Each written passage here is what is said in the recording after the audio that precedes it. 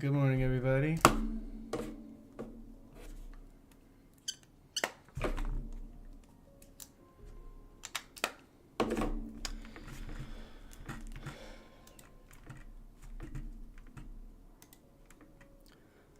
Hope you guys are having a good weekend so far. Yeah, we got a decent amount to talk about this morning. All right, so as always, all right, we got to look at the economic calendar. We have a very hectic week coming up, okay? Good morning, Tony. Appreciate you. But yeah, we have a extremely volatile week ahead of us. So it's probably best just to observe. Honestly, that doesn't mean there's not going to be any opportunities, but those of you that have spent any time watching ICT concepts or studying these types of crazy news events, I mean, you already see the chaos that comes from normal red folders like FOMC, NFP, CPI, that kind of thing. So just imagine what could potentially occur when it comes to the U.S. elections. Okay, especially this election. This election is, oh man, it's going to be intense. Let's just say that, right? Not only for America, but for the world in reality. Economically, just socially, regardless, right? Doesn't matter whose side you're on. I got my opinions. But regardless, it's going to send shockwaves. So again, the reason I'm pointing to this and trying to emphasize it is because you don't want to get body slammed. And especially if you've had like a decent year, decent week, decent month, you don't want to just give your money away because they're going to use this as a reason to do some insane things. All right, so just keep that in mind. So yeah, Monday's probably not going to do much. Tuesday going to have some fireworks, and those fireworks will probably reverberate all the way through because, I mean, the last election was pretty insane. A lot of fraud, a lot of this, a lot of that. So who knows what craziness is also underlying this one as well. Can you guys do me a favor real fast? Can you tell me if you see things properly on the screen?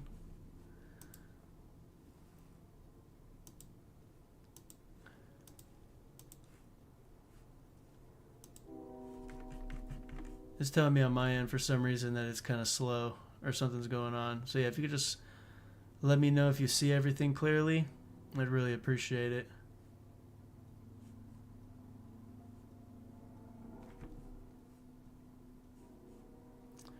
Okay, now it's telling me excellent again. But yeah, just let me know in the chat real quick. Just throw like a one or yes or no if you guys see things and can hear me clearly. Just want to make sure before we do this. It's going to be kind of a long video today, like 30-40 minutes.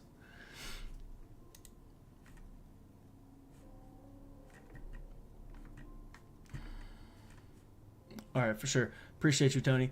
All right, so yeah, so as always, like I said, we go to the news. We just laid out kind of what we see here in terms of the news, what could potentially take place, where the fireworks are. And then obviously the next step, for those of you that have been here for some time, the next step is going to the bonds and yields, because bonds and yields dictate generally what the interest is going to be. Sometimes it has a lagged effect, but most times, you know, things are pretty lockstep when it comes to the relationship the bonds and yields have. The bonds obviously dictating the currencies and the indices, or it influences those markets in terms of what it could potentially do. And then the yields, which are these markets, these dictate generally where the DXY is going to go and where it chooses to go. You could see the large run higher here with the yields. Then if we go to the DXY, wherever that's at, sorry about that, let me pull that up real quick.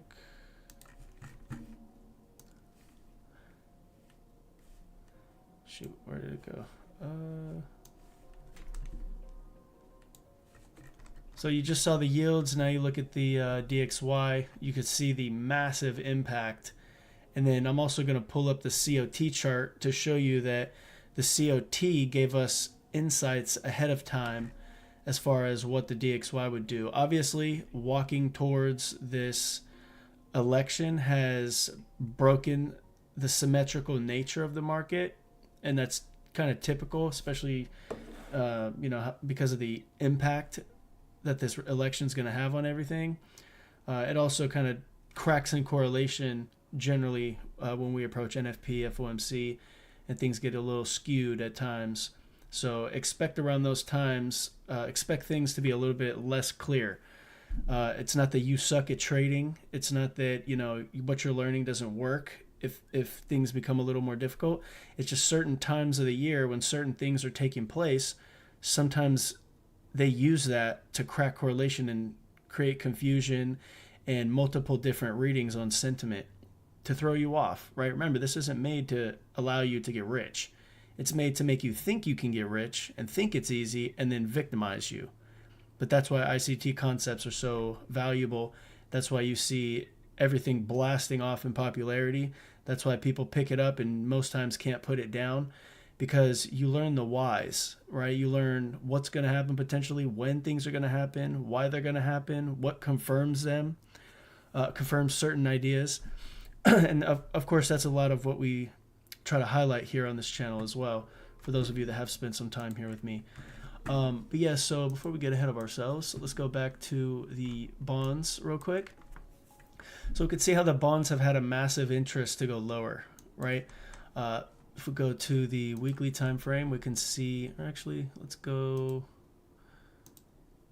right here. So you can see how this order block basically delivered this sell-off. There was also SMT at the highs here, if I'm not mistaken. We've been kind of anticipating, yeah, right here, see? We were anticipating, wait, no, not that one. This one right here. Okay, so at these highs here, there was SMT as well.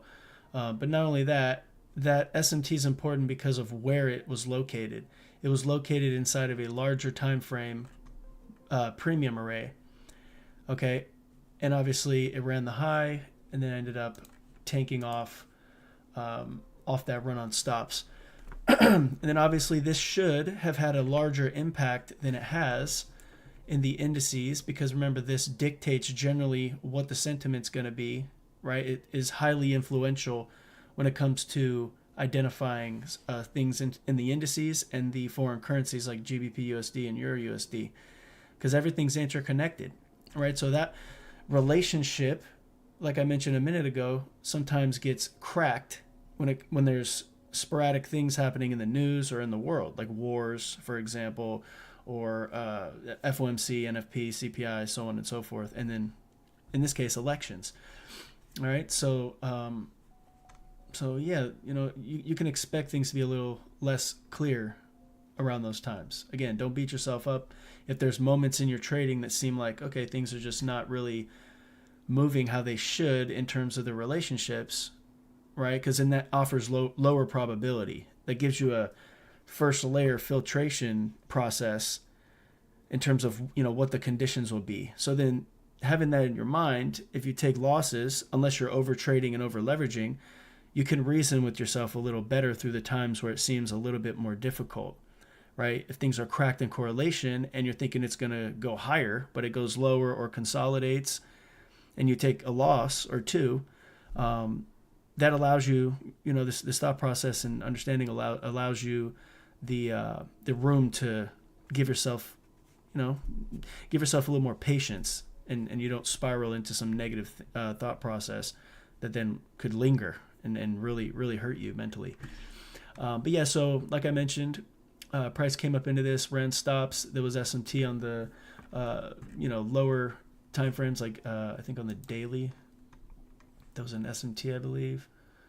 If we go monitor these highs real fast, let's see, I think it was right here. Yeah, you see this failed to get above this high up here. Just kind of zoom into that. And remember, this was inside of that higher time frame order block I just pointed out a second ago, which is at these highs. So it ran above the highs, hit a higher time frame PD array, left an SMT at the highs, and then price started to break down. And then once it broke down through this low, that's a break in market structure.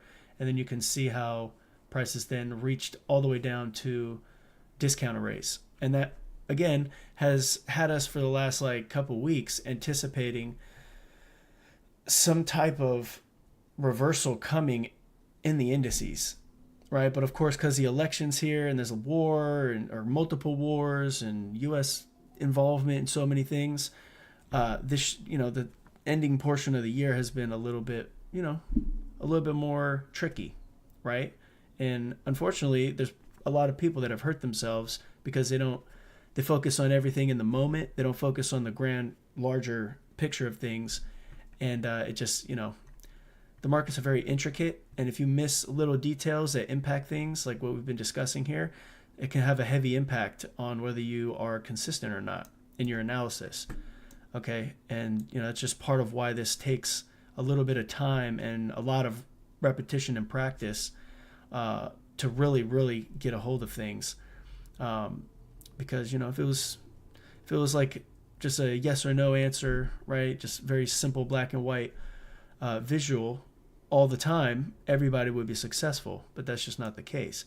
But as long as you don't quit and you are identifying the proper things in the marketplace, you'll eventually get it. I promise you. It doesn't take a rocket scientist to understand this stuff. And that's part of the reason why I do these overviews on a weekly basis, just to give you insights in terms of the process and how you can simplify it, not oversimplify it, but have a structured process starting from one step all the way to what we believe price will do based on logical things like intermarket relationships, how to navigate COT, seasonality, which we're going to discuss in a minute, and a couple other different factors that I try to be repetitive with, right? So yeah, again, we've had very strong interest to the downside with the bonds. So that's, given us an interest to see the indices find some area to reject from. If you look at the three indices here, if we go to the weekly time frame, if we take this off real fast, you could see that there was a large weekly SMT at the highs. Not only that, there's SMT at these highs as well. Okay, and you can also measure out this large order block. If you get to the midpoint of that, you can also see there was a response from there as well. And the wicks do the damage, but the bodies tell the story. If that's the case, look at the order block I just pointed out and how price responded to that. Also layer that view with what we just looked at and have been seeing in the bonds. They've been tanking, right? So you match that up with what we're seeing on this higher time frame here, and things start to slowly make a little bit more sense as far as, okay, why did this drop? Well, price failed to get up above this area, created SMT. It's been really bullish, right? So the bonds are kind of showing us an interest to go lower. Yields are showing us an interest for them to go higher. We see as a result of that the DXY exploding, okay? So then you can start seeing pieces come together, kind of highlighting the fact that we could eventually, at some point, see the indices fall away from this bullishness. But until something changed with this going from bullish to bearish, until that changed, which it, in my opinion, has now done here because it broke this low, I'm going to consider this as a break in market structure if it stays below this 8-hour fair value gap, this weekly fair value gap here. Go to the weekly. Sorry about that. If we go to the weekly here, we could see this. So if we could stay below this weekly fair value gap off the heels of that SMT, if we can see the bonds continue to fall lower, possibly seek further sell side, which in my opinion have been layered here. Look at how it stopped right before that low. How much liquidity do you think is down there? Right? There's probably a lot. There's equal lows. They don't like to leave clean liquidity open like that. What's below these equal lows? There's a fair value gap that's not fully filled yet. So that piques my interest, especially with the fact that this has been so bearish. The SMT at the highs of the indices, we see the DXY rallying strongly. The currencies are following what the bonds are doing. Okay. and then we got the yields promoting higher prices in the DXY. So all that stuff coupled together logically makes sense that we'll start to see potentially downside get attacked and probably see this bullish run at least stop for a little while. Unless, of course, like I mentioned, unless something changes with this, unless it breaks through the 8-hour fair value gap that I show here. Right, if it stays above this low and just continues to march higher, breaking past this level, gets right above the weekly fair value gap here, if it shows no respect to that, then obviously we're not fully prepared to actually sink and seek even further sell side. This could just be a stop run. But yeah, those are some things that we want to look for if we're going to trust that this is going to continue to fall and be supported by this downside move in the bonds, obviously the higher run in the DXY. So yeah, before I move on, I'm gonna go talk about COT now to just add further layering confirmation to what I've been talking about. But before I do that, I just want to make sure, does all this stuff that I've mentioned so far make sense? Do you guys have any questions about that? Because obviously there's no use in me just like shotgunning things to you guys if there's some holes in what I'm saying in terms of your understanding. So yeah, just let me know in the chat if you guys have any questions. Have you heard this stuff before? Does it make sense? And then once I get the confirmation, then we can move on to COT and then talk about seasonality, and then maybe answer some questions you guys have. Yeah, let me know real fast in the chat.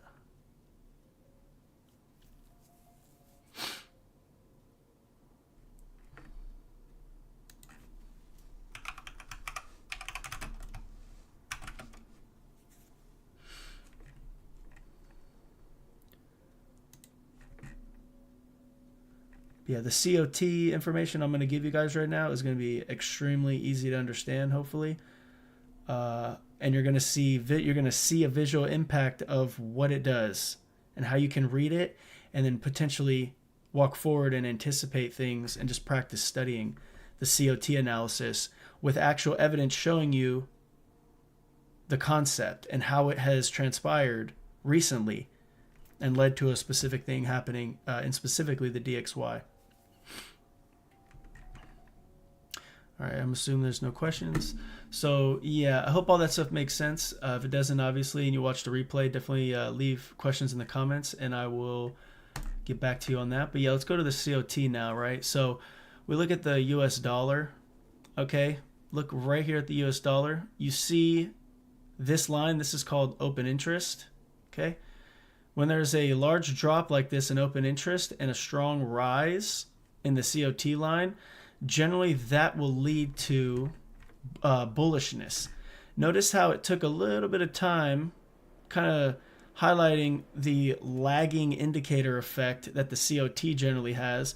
That's why when people first learn about the COT and they think it's a be-all end-all, and they learn signatures like I just mentioned, like the drop in open interest and the rise in the COT line, if they see that right away, they think, okay, I'm trying to buy. For those that just learn this concept from ICT, any of his lectures, or hear someone else talk about it, they don't consider the fact that it is a lagging indicator that should be used to really assist you in layering on top of some of the things that we've already mentioned in terms of intermarket relationships and how things operate together as a whole.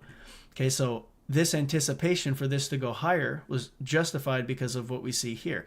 This is basically showing smart money offloading shorts and loading up buy-side positions, right? And you can see how it just exploded.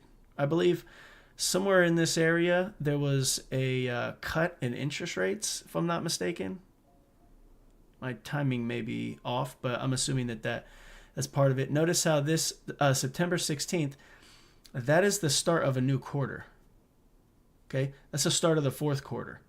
Okay, so fourth quarter came in. We were bearish up until from the third quarter to the fourth quarter for the DXY, and then the COT offered a buy side signature, which I will pull up the two signatures here for COT. If the open interest is dropping, right, this line dropping, and the COT is rising like this, right? COT rising, open interest dropping. That's a bullish signature in price when it comes to COT identification and analysis. It's a lagging indicator. Sometimes it takes a couple weeks, sometimes it takes a couple days for it to kick back in, right? But you have to be aware of it, note it down, and then if something triggers that opinion and it makes sense technically on the other charts, right? And if your intermarket relationships align with that assumption, you have a very strong tendency for price to, in this case, if we're looking at the DXY, to go higher, right? If something like this takes place with this signature. And then you can also layer seasonality. If seasonality shows bullishness at that same time and you see something like this and intramarket relationships agree, like the bonds are going lower, the interest rates or the yields are going higher, like we see here, then you have a very loaded deal in terms of price moving in that particular direction. In this case, bullish for the DXY, right? You can visually see the relationship, how important it is, right? The yields, look at how picture perfect that that correlation is. Massive rally in the yields led to a massive run in the DXY. If you go to the COT, you see at that time, September 16th-ish, somewhere around there, we saw a drop in open interest, a rise in COT data here, like large run, and it just exploded, right? So people think that this part of the analysis is boring because it's not entries, but let me tell you this, okay? You want to be a dynamic trader that trusts your bias and narrative and doesn't get yanked around like a rag doll. These are the types of things that separate you, okay? These are the types of concepts that separate you from the ones that are going to be inconsistent, you know? Of course, it's not a be-all, end-all, but obviously you want to get the most educated information you can, so then you can really get in and start taking down some serious moves, longer term narratives, so then you're not flip-flopping back and forth with your bias and narrative. All right, so yeah, I hope that makes sense. Obviously we could see things have been really ramping up. You could see how the reverse is true here, right, for the NASDAQ in terms of the relationship here, right? So we got rising open interest, drop in COT. Because the DXY kind of has a similar thing at this moment, we do want to see what happens again after this election, because this election can skew data, right? This was obviously well before the election that this signature occurred, which I hope was fairly simple to understand. Again, if it's not, leave questions in the comments and I will try my best to get to it. But yeah, so we're going to see if the elections can lead to this being a trustworthy drop. If you identify this here too, right? You take this right here. This is a down candle. We got a run on stops, SMT at the highs. And then we have a shift in market structure here, possible break in market structure here, clear, relative equal lows, trendline liquidity. On the 1 hour, there's a fair value gap in there. I'll leave that for you guys to dig down into. Do you see the DXY actually making all-time highs with the upcoming election this week, and also FMC? So Tony, that's a good question, but unfortunately, the issue is how intense this election is going to be. There's a lot of foggy assumptions as far as, you know, what could take place in terms of who wins, like what will happen, right? If one side wins, people are saying one thing's going to happen. If the other side wins, someone's saying, you know, another thing's going to happen. Some of them agree that if, you know, either one of them win, the same thing's going to happen. So right now it's like there's a fog of war going on, okay? And these types of events are going to be highly, highly manipulated. As we can see, the bonds have been tanking aggressively, which should have dragged the indices down with it a long time ago, right? It's all, in my opinion, artificially being rallied up because they're trying to fortify this person that's already in office, trying to make it seem like to the American people that the economy is doing well under this administration, but the lack of financial understanding, it's kind of putting people in a position where they're not fully getting the real picture. The stock market doesn't determine how the U.S. economy is going. So them saying that, like them hyping up the stock market it's making people think things are better than they really are, right? So there's a ton of manipulation, like I just mentioned. So it's kind of hard to determine what's going to potentially happen with any full confidence. But the best thing we can do here is depend on what I've been discussing, and this concept, right? This process that I share on a weekly basis. It's something that doesn't change really, right? All the steps from one thing to another, right? The little different intricacies depending on what's ahead of us, like news-wise and different things. Those things may vary, but the processes don't really change. The relationships between the bonds and yields, the COT signatures and seasonality, how that affects if you can layer things together. What happens when things are broken, right? Like when they're not moving together in symmetry. What does that mean, right? That, if you haven't watched some of my other videos, if things aren't moving symmetrically, how they're supposed to be based on the relationships that we've just discussed today, then that puts you automatically in low probability conditions. Because for things to be high probability, the first indicator is going to be, are things symmetrical? Are things moving how they're supposed to be moving, right? And if that's not there, or if there's something like ahead of us that could really screw things up in terms of having heavy manipulation, then we go in with a very light view, but we keep in mind the specific things in terms of the relationships that markets have with each other. We keep those things in mind because they're stagnant. If the bonds and yields, if the yields are promoting DXY going higher, we should see the bonds going lower. And then the bonds going lower should dictate this going lower. And then obviously the yields would pull the DXY higher, right? Does that make sense? I hope that didn't confuse you. But just in case, just to review for, maybe those that are still kind of struggling with the relationship and how to apply this. The bonds here, right? This is the symbol, okay? Let me stretch that out. This is the symbol for the 30-year bonds, okay? That's one. This is the symbol for the 10-year bonds. And this is the symbol for the 5-year bonds. Again, these dictate generally what the currencies are doing and what the indices should do, right? Because those should move in a very similar fashion based on what the bonds are doing. And then if you take that and then you also go to the yields, this is the 30-year yields. This dictates where the DXY is going to go, 10-year and 5-year yields. If all those can agree with the, say it's going higher like it is right now, then the DXY has a heavy interest on the back end, right, statistically and based on actual logical data that impacts things, to go higher, right? If this is going higher, the DXY should go higher.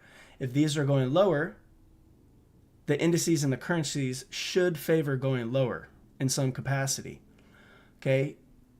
And if that's all taking place, right, and everything's all beautiful and moving exactly like that, then you're in high probability conditions, or at least an easier condition to jump in line with a particular direction that has the ability to be high probability, right? So, all right, cool.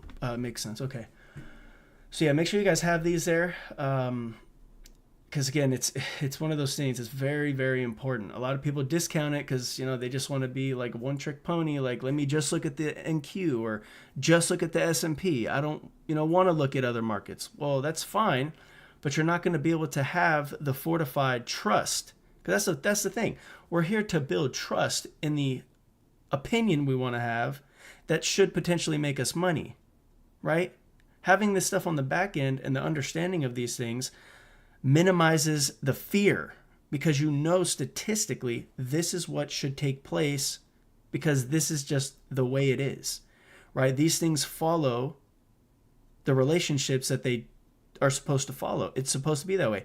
And if they're not, and everything's kind of doing its own thing, we're in a mixed market condition. So generally that'll lead you to choppy markets. Generally that'll lead you to, things that are a little less clean and inconsistent. And if you take losses, but you notice that that's the condition, that's something that can allow you to sleep better at night versus beating yourself up because you just lost and you don't understand why, right? Having this just starts adding to the why factor. Why did you see such an explosive move? Or why did you take a loss, and why are things seeming so confusing and like they don't want to follow what they're supposed to follow in terms of symmetrical markets, right? So yeah, I hope that makes sense, right? That's something that many people don't teach because they, in all honesty, themselves don't understand this aspect of things. They're, in the one-trick pony thing. Let me cherry pick different ideas after I just took 15 trades, but let me just take the winning trade and show it on social media, right? That's most of the people online, and that's just not how things are done over here, right? Or in any other circle that has to do with an ICT charter student that's spent any time doing this, and you don't want to be sucked into those types of environments because it's just a recipe for disaster. Okay. But yeah. So again, I hope all this stuff makes sense. But yeah, I hope you guys got those down as well. So again, just to kind of recap, we see very strong downside movement for the bonds that should in reality dictate the currencies going lower, specifically GBP USD, Euro USD, and the indices. The yields are still raging higher. We'll see if that's going to continue, and just continue to pull the yields higher, which should lead to the DXY continuing to go higher. If all that stuff is maintained and we continue to see downside momentum, right, or downside interest, potentially, seeking like this fair value gap in here, it's kind of small. There's also a low here that it could reach for, right? So if it does continue to march towards that way, and the DXY continues to stay above, like this weekly fair value gap, which is also a daily bullish order block high, right? If we could stay pressing higher, possibly looking to take out this fair value gap in here, right? Then if we go to the indices, if all that stays intact, this should act as a break in market structure, and then maybe we'll end up seeking the sell side here while the DXY continues its march to get up into the high up here and maybe the fair value gap. What you want to pay attention to, though, to continue to validate this narrative, because it's on the higher time frame, right? If this stays intact, it's going to be bullish sentiment for a while for the DXY, and then if this again is justified and wants to continue going lower, maybe a week or so it'll continue to do that, right? So you don't have to flip-flop and think, oh my gosh, if there's one bullish candle, the sells are going to end. No, that's just not how it works, because all the stuff that we just talked about gives you a very deep trust and a deep confirmation in terms of what this is going to do. So if one bullish candle takes place, that one bullish candle is not going to disqualify all these things that we just layered on top of each other to confirm bullish DXY, bearish indices, right? So I hope that makes sense, right? Because there's a lot of people, majority of people have an issue flip-flopping back and forth when you don't have to do that. You don't have to stress yourself out so intensely like that. Things will kick back in line with the higher time frame, because higher time frame's king, right? So yeah, so that I'm going to continue to monitor that. Again, what invalidates that? I have it labeled right here. If we're looking for downside, for price to go to the downside, and we continue to see what we have discussed this morning, stay at play, we want to see premium arrays. In this case, there's an 8-hour fair value gap, there's a daily bearish order block, and there's a weekly fair value gap here that should be able to hold price below it if we are going to continue and potentially seek this for the coming week. Okay, that is invalidated, and then we start seeking buy-side liquidity or buy-side delivery again overall if it violates this inversion fair value gap here, right? If it turns this weekly bearish fair value gap, which is this one right here, if it gets back above that, if it breaks the If it stays above here, if it breaks the 8-hour fair value gap, and then if it violates this order block as well, like showing no respect to these levels, that then kicks us back in line with a trustworthy move or a trustworthy opinion to then start seeking buy-side liquidity again. Right? So I hope you see how that validation process takes place.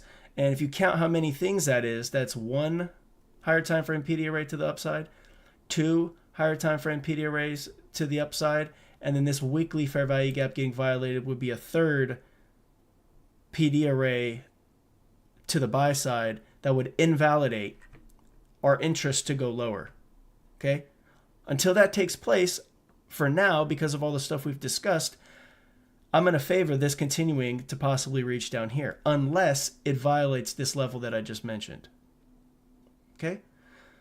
So again, I hope that makes sense. I hope that's simple enough to understand, because what I just explained to you is one of the easiest ways to validate and invalidate particular ideas, right, on that higher time frame. And it's an insanely powerful tactic that's not overly complicated. I haven't used no giant words. I haven't tried to jump through hoops or do some mental gymnastics to get you to visually see this, I hope. But trading doesn't have to be overly complicated. Sometimes there's going to be moving parts because there's multiple things that impact certain things, like what we discussed today, the bonds and yields, and how that impacts the currencies and the DXY and the indices. What does it mean when it's not in sync, right? Like, it just takes a little bit of time to be able to apply those things all at once. But the more you show up here, the more that you see me do this, the more that you go in and practice it on your own, the more you ask questions, the more you get around people like this community in the WMG trading family, the easier it'll become, right? Because you'll just see it. By default, you'll be getting experience. Like you guys just sitting here, spending your time with me on a Sunday when you could be doing anything else, is adding to your vault of experience. You're basically borrowing my perspective and seeing my process and what I think about things and what confirms a particular idea versus what negates a particular idea.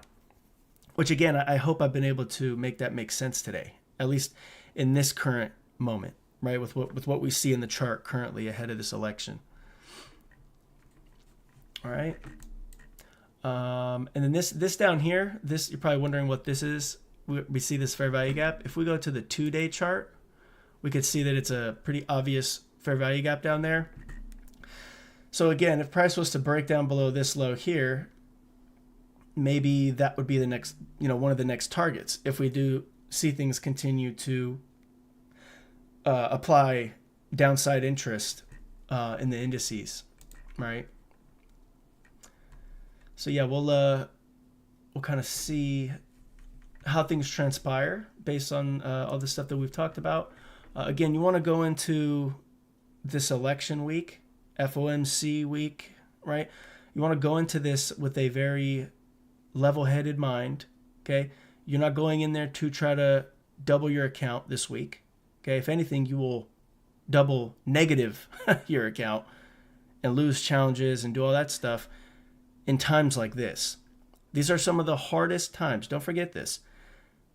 The last 2-3 years have been the hardest times to become a trader ever because of how much chaos has been occurring, from the sickness that happened in 2020 to wars to elections. It's been complete and utter chaos. So the fact that you guys, if you guys have been through some stuff the last, 4 or 5 years, and have been continuing to try to be a trader, the fact that you're still here, if you have gotten beaten up through those environments, that tells you something about your character and whether this is for you or not.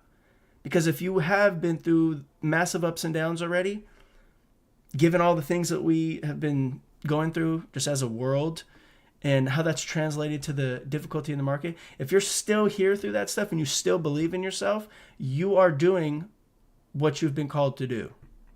Okay, so don't ever think that this isn't for you. If you have been through a lot of stuff and you're still passionate about this, Trust and believe it will happen for you, because 90% of people will quit in 90 days.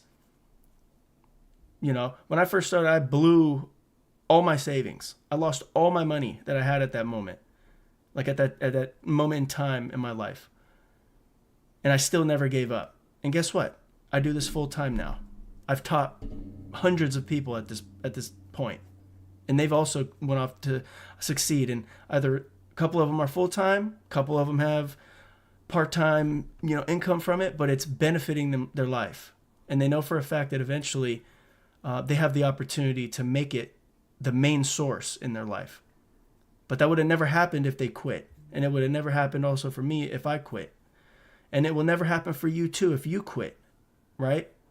Expect the ups and downs. Expect that it's going to be hard, but also expect that if you want to live the life that most people won't be able to live, you're going to have to be willing to do things that most people are not willing to do.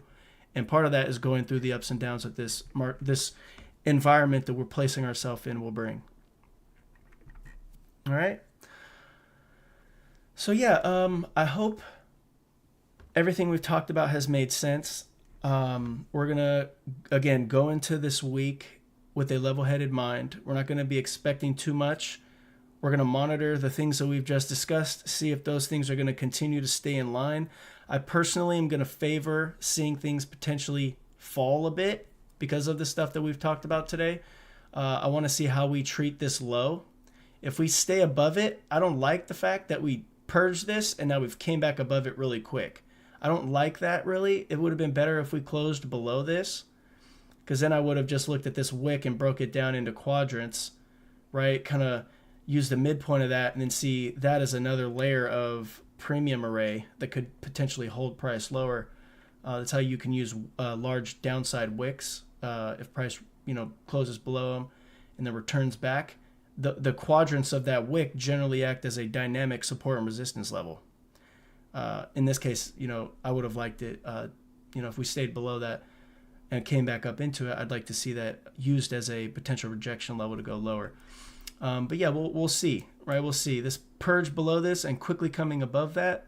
Again, that's not something I'm super excited to see. But again, there's a lot of other things that I do like to see that confirm that this could be a break in market structure. This could just be a retracement.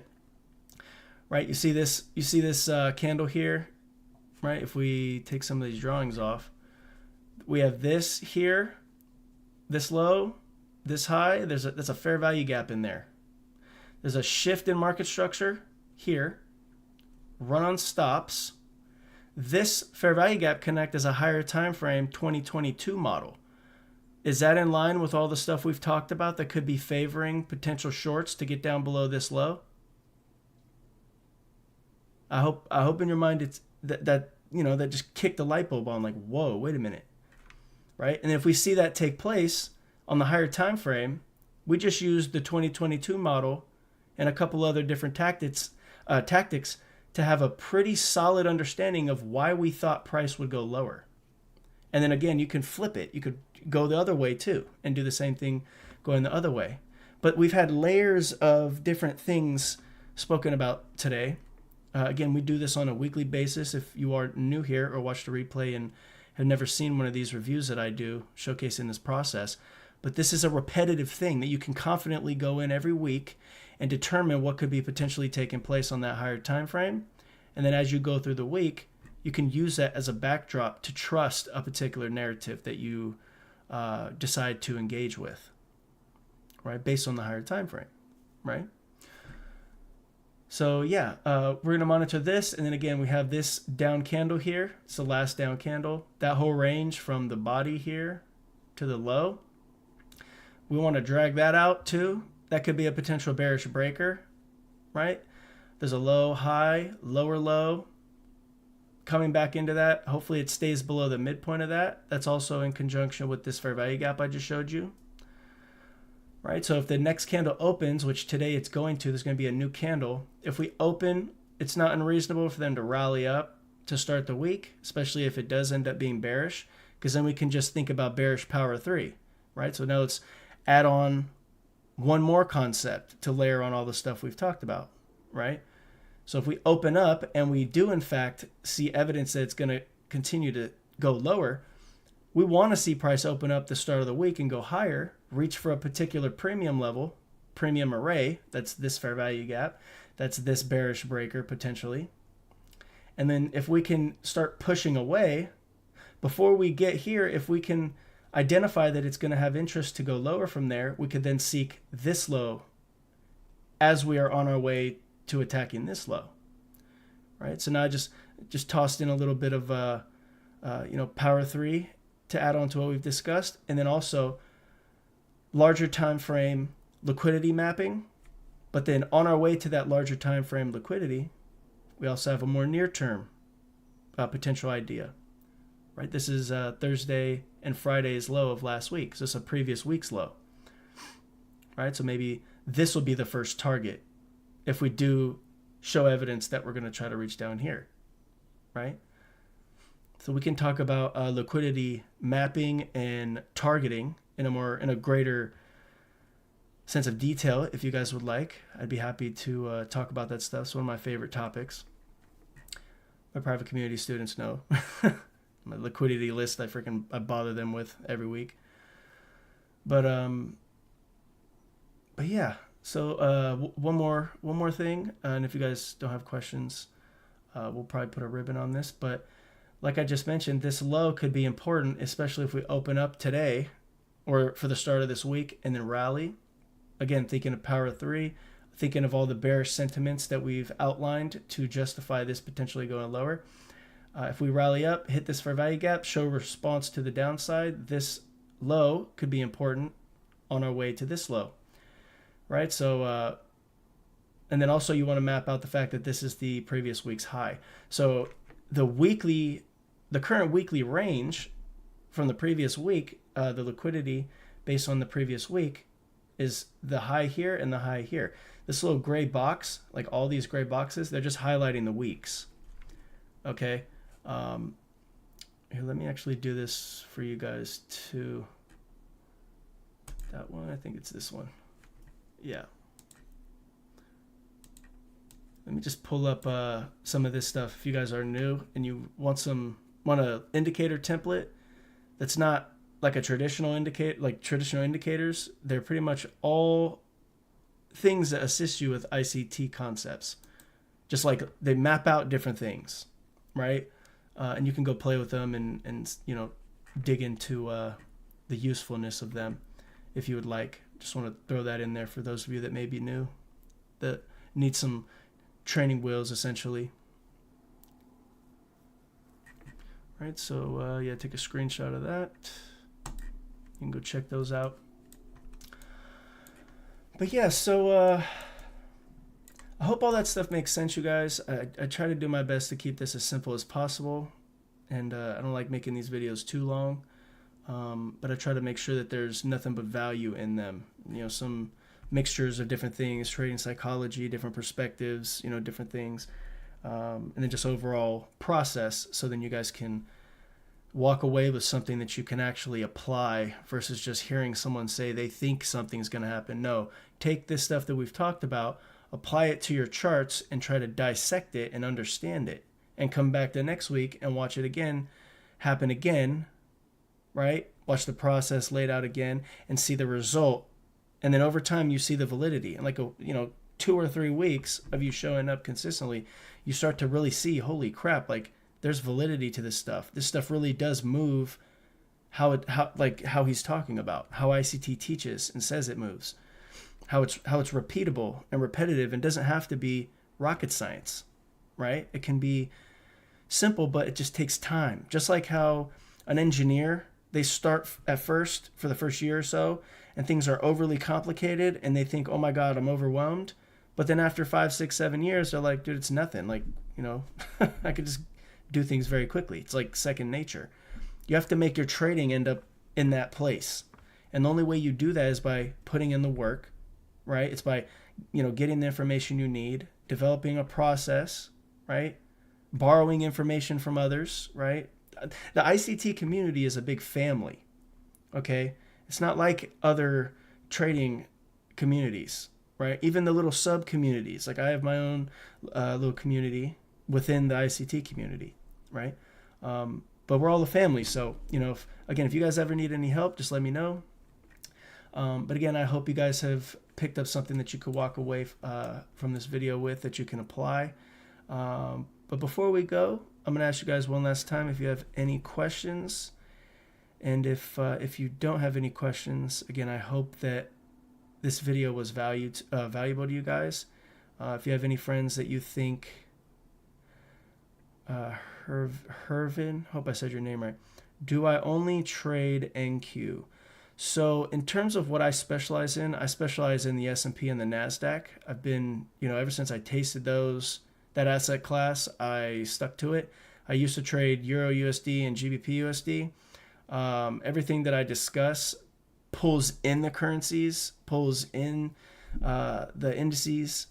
I don't trade like gold or anything like that. I keep my eyes on it because, it's everything, like I was mentioning earlier, moves together. And there's a relationship that they have in terms of this concept called risk on, risk off, which is kind of what we somewhat discussed today without really mentioning the name until right now. But yeah, essentially that's what I specialize in. NQ, if I'm not doing NQ, I'm trading the S&P. If I'm not trading either one of those, I generally just don't trade. Right, just take a break. Because those are the professional markets in the U.S., and I live in the U.S., so I am kind of obligated to, or kind of legally pushed to trade actual futures. In this case, I choose the NQ and the S&P. Do I trade every day? Not necessarily. There has to be things in alignment with my process. Things have to make sense. I don't just go in trading just because I get on the chart and I push my my community, and whether it's the YouTube community or some of my private students to also do the same. You don't have to trade every day to be successful. You don't have to trade news events in terms of FOMC, NFP, CPI, those types of things to be successful. You don't have to trade elections to be successful. You can trade normal days. You could trade twice a week and make more than majority of people that have a 9-to-5. You just have to know what you're doing, right? You have to have an understanding of the way things work and enough experience and enough, preparations in place to make that a reality. I appreciate your question, brother. Yeah, that's not to say that there isn't an opportunity every day, because there is opportunities every day. It depends on what kind of opportunity are you looking for. Are you like a micro scalper that wants to take 1 or 2 points and do that 100 times a day, which I don't recommend. But there's some people that do that, right? Are you the type of trader that wants to be a swing trader?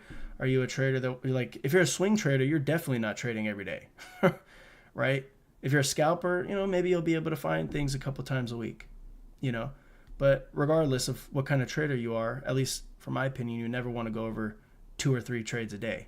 And if you take a loss, you have to drop your risk, right? Until you make at least half of your loss back, then you can go back to full risk. I have a risk management video that you could look at. I think that'd be beneficial to you if you've never heard that concept. Do I have a specific? So I trade 4 models. I trade the market maker buy and sell models. I've been doing it for like 4.5 years now. Market maker models. I trade the breaker pattern. Then obviously when ICT came out with the YouTube model 2022, I implemented that. And then obviously over the last couple of years as well, I've traded the institutional order flow entry drill as a continuation model. One thing that, if you haven't spent time here, or if you're new to this channel, one thing I mention from time to time is the fact that every single model ICT teaches has a continuation variation attached. It's not just one opportunity shows a breaker, right?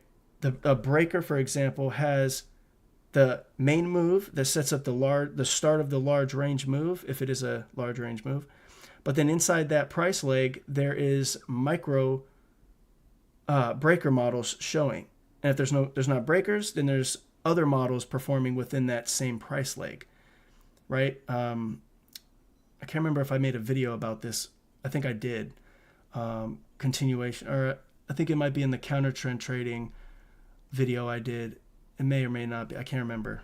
That's something that I really press into a lot of the people that come to see what I have to say. There's continuation but that topic kind of helps you identify the fact that you don't have to stress out about anything if you miss a move. There's always moves taking place constantly. But the question is, what is your model? What makes sense to you? And is everything in alignment with your plan? And if you don't have a plan, obviously you can't answer that question, right? So you want to make sure that you think about some of these things. That's why at first you focus on one model. My first model I mastered or was able to visually see in price when I was a charter student in this private community.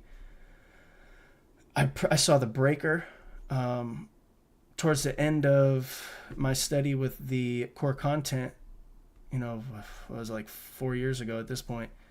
I started realizing the institutional order flow entry drill, because he would do these commentaries and he would do reviews, kind of similar to what he does now on YouTube. But he would do these reviews and you would see like all these different things that he'd be talking about. And there would be some things that would stand out to me, some things that would stand out with some of my other charter brothers. And the masses pull out different things, which is another reason why these concepts are so amazing, to be honest. But you only need one model. If you focus on one model at first, that's your baseline. Just like a doctor, right? You don't become a doctor and know every single part of the human body. You probably get a gist of, like a basic understanding of most things, but you become a specialist, whether you're an eye doctor, whether you're a foot surgeon, a neck surgeon, a kid's doctor, right? A person that, like a virologist, right? Like you don't get a ton of different things all mastered, right? You have a specialty, and that's the same thing you want to do in trading. That's all you need. You don't need to overanalyze and think that you have to learn 500 things in order to be a specialist, when you can really just pick one thing and master that. You do have to have an understanding of bias and narrative, risk management. You have to have a way to manage yourself, right? Which has to do with obviously putting limits on your trading, not being negative, right? There's a whole process inside all those different categories. You have to be able to do fundamental analysis, at least at a basic level. You want to be able to understand targeting, liquidity identification, right? High probability versus low probability, right? These are all little skill sets that you learn along the way, and that's why this is impossible to learn in 60 days. That's why anybody that tells you that they've learned this in a year, they're stupid. They're liars. Because there's so much, it's impossible. You can't learn this in 60 days. You can't. It's way too much stuff. At least you can't learn it in 60 days at a consistent level that you can now go and quit your job and trust the fact that you can quit your job and have a reliable source of income. It takes time, right? And you have to have preparations. Like for me, I had to have preparations. I had to have a good amount of savings, at least a year, right? I had to make sure that I knew my model. I trusted myself with my risk management. I wasn't going to blow my account. All these different things had to be laid upon my life in order for me to have taken that step. Like, okay, I'm going to do this full time, but of course that takes time and it's different for everybody. But again, there's multiple skill sets inside of you as the trader, right? It's not just a model that's going to be the deciding factor of your success or not. It's not just going to be, one concept. It's going to be a accumulation of concepts, and that accumulation of concepts together in multiple different categories of skill sets, that all those things put together is your full trading plan, like your overall business plan, essentially. And you have to have an answer to majority of these things, and obviously it takes time. But that's another reason why I come here and do this process. I try to knock down one of the most difficult things for people.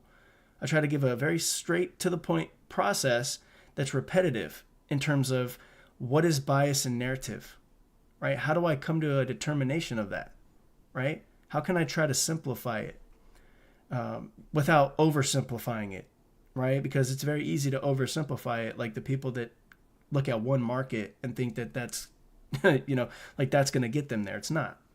Because how is that one market going to confirm when there's multiple different things that can change, right? If like the bonds and yields are being sporadic, how can you trust the fact that the indices are going to go in a particular direction when the bonds and yields dictate what that'll probably do, right?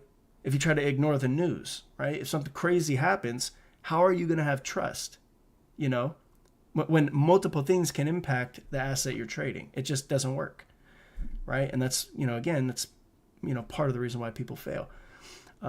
Exactly. I had an old partner that did, and he was a liar with, yeah, you see the indicators that I showed you guys earlier has nothing to do with getting you in a trade or telling you when to trade.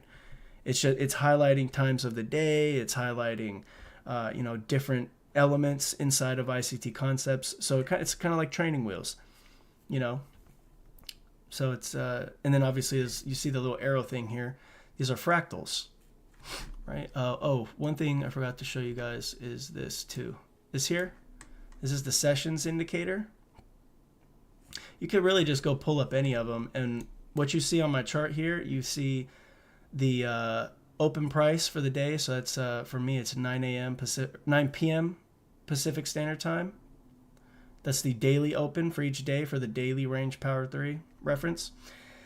Then we got London session kill zone, because London's high and London's low is a very important pool of liquidity that's used on a pretty much daily basis and is targeted and used as like a foundational liquidity pool to set up opposing positions against smart money so they can victimize them before they head towards higher time frame objectives generally. So take what I just said right there and go study that. Watch how London session highs and lows are used when price reaches for a higher time frame PD array on that higher time frame daily and weekly time frame. Right? So then we got the AM session start, and then obviously there's a gap here for lunch, and then there's the PM session. Right? And I have it highlighted there not because I don't know what time they're showing up. I just consolidate my thinking with these indicators. That's the main reason why I have them. Like, let me identify fractal highs and lows. I have an indicator showing me the 3-bar pattern that creates a fractal high and low, because fractal highs and lows, those are real structure based on what ICT is taught. He says if it's not a fractal low, it's not a legitimate low to frame your Fibonacci on if you're trying to identify a range, for example. You have to position it at the most recent fractal low, most recent fractal high, right? And then that ends up being your range, right? We can, I can do a whole video about that too.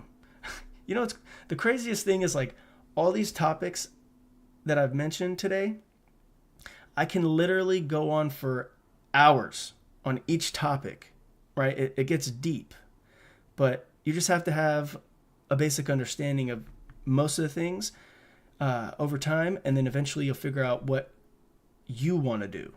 And then what you want to do is more important than, like figuring out what you want to do and what works for you, what makes sense for you, and making sure you have like a targeting process, a bias and narrative process, a risk management process, personal management process, overall game plan in terms of targeting, like what percentages are you aiming at? What's realistic for you? Managing the sizing, right? Because a lot of people don't know that when you move up in sizes, when it comes to your trades, there's a learning curve. Each level you go up. Say you were making $20 a trade in your current stage, but then maybe a year from now you want to try to up it so you can make like $500 a trade. That jump is almost impossible because your relationship to money has to evolve. Because if you go from $20 a trade to $500 a trade, I mean, I'm sure that many of you that have been trading for a while, even if you're on a demo, you could feel the difference, like versus $20 in a trade and then seeing $500 in a trade, especially depending on how much money you make currently and your current relationship to money. So even that has a growth process. So again, going back to what I said earlier, it takes time to master all these things. And that's why 60 days, 90 days, even in many cases, a year is just not enough, because it takes time. But the more people you can get around that actually know what the hell they're doing, that prove it, which I do. I go live a lot of times. Haven't been live that much recently on YouTube. I've been focusing a lot on my my private community students privately. But I'm gonna try my best to finish off the year, and then next year we're back to 2 or 3 times a week going live here to help you guys as well. But yeah, it's you don't want to get stuck in this whole thought process of I'm not there fast enough or stuff like that. You want to just enjoy it, right? Enjoy it. Realize that there's a lot of different skill sets that you have to master. And I promise you this though: if you keep showing up here, spending time listening to the processes that I try to paint in terms of bias and narrative, that will literally neutralize a particular issue that many people have, that is deciding bias and narrative. Also validation, invalidation principles, targeting, right? We talk about that a lot here too. Though at least those elements will get fixed, right? Or at least you'll understand and be able to witness something that is happening that could be trustworthy. Obviously I'm not putting you in trades, right? Sometimes I, showcase the trades that I do get in when I'm live on YouTube. But even if you copy someone, the decision's yours to make. You don't just copy someone, anybody. I don't care if it's ICT. You don't just get into trades just because that person seems good and they got into the trade. So you obviously want to get in the trade because you want to make money with that person, right? You want to be able to understand what that person's thinking. What is he looking at? Because that person may get in the trade, make some money, but then you maybe hold it too long and take a loss.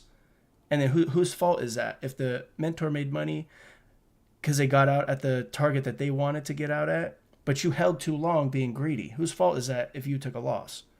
That at all times would be our fault, right? If we took the trade and, didn't understand what was happening.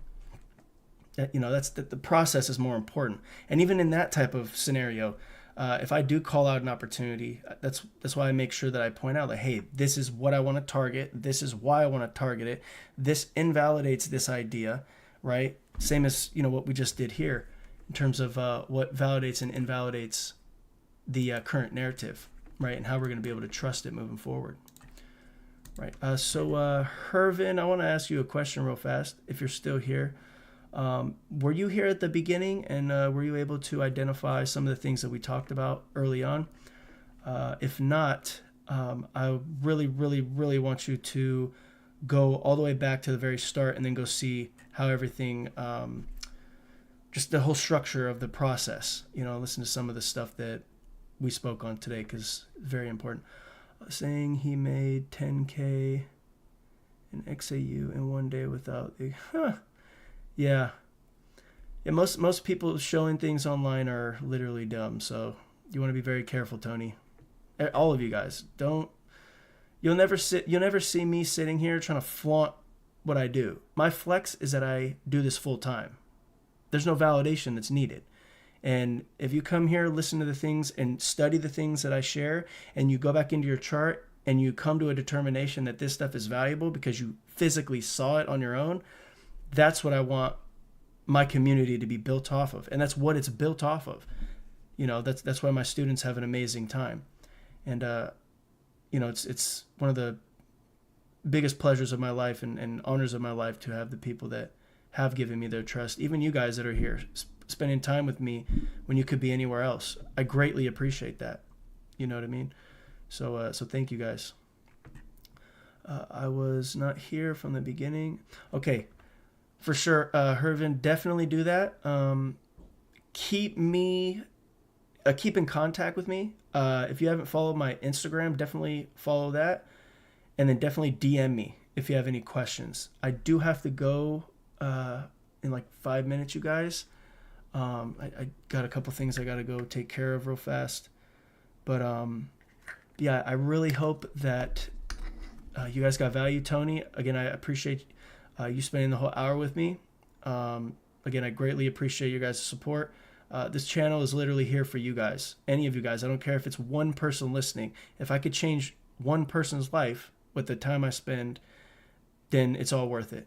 Because that's the point. I don't care about being famous. I don't care about making a name. I don't care. I want to help people. I am living the life that I aim to live, and it is what it is. Hervin, I'll tell you the same thing, brother. Don't stop, right? Like I mentioned this earlier too. If you guys have been trading through the last 4 years, got beat up, and you still will not let go, understand that you have been bit, like ICT says. You're now infected, okay? And you know the possibilities. And this game is literally for the people that refuse to quit.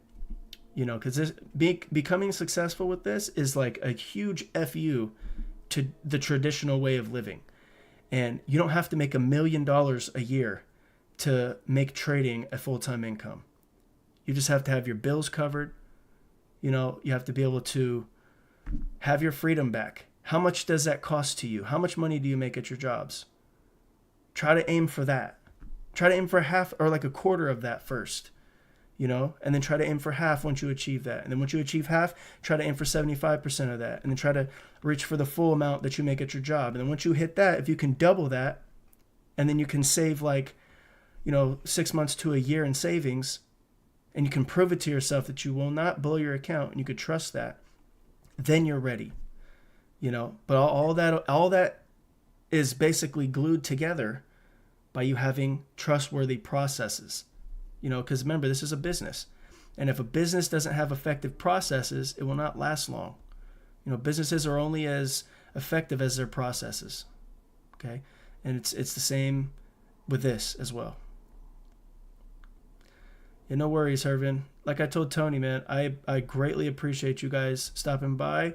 I appreciate you, you know, letting me into your home or wherever you're at right now, and lending me your time. And you know, I do this every week. So if you guys continue to come back, we'll continue to harp on this process and continue to try to pull you guys up. And I want you both to keep me updated with your process or your progress. And you know, we'll just continue to grow. All right. But yeah, with that being said, you guys, again, thank you so much. I greatly appreciate you guys stopping by. I hope you guys got value. And if you have any questions, hit me up on Instagram. If you have any friends that you think would value this content also, if you could send them my way, I'd greatly appreciate that. Because again, this is, you know, it's meant to help the community. And if there's anyone that we can help, right, if this stuff makes sense and is valuable and can be valuable to others, you know, that's pretty much why I do this, you know. So yeah, guys, thank you so much for your time, and I'll see you guys next week.